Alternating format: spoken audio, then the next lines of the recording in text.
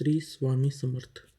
स्वामी समर्थ म्हणजे फक्त एक व्यक्ती नव्हे, तर श्रद्धेला आकार देणारे जिवंत चैतन्य होते, ज्यांच्या नावातच भय नाहीसे होते, ज्यांच्या स्मरणाने मन शांत होते आणि ज्यांच्या उपस्थितीत अशक्य शक्य होते. ते म्हणजे अक्कलकोटचे महाराज श्री स्वामी समर्थ.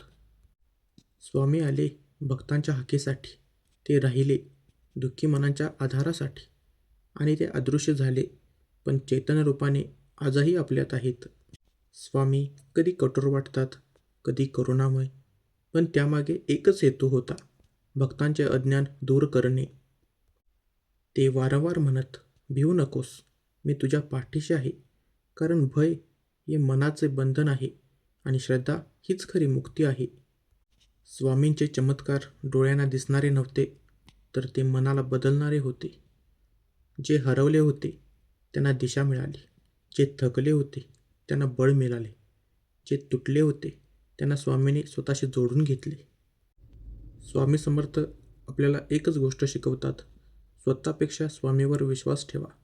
कारण जिथे मीपणा संपतो तिथेच स्वामींचे कार्य सुरू होते. आजही अक्कलकोटच्या मातीमध्ये स्वामींच्या नामस्मरणात आणि भक्तांच्या श्रद्धेत तेच शब्द घुमतात.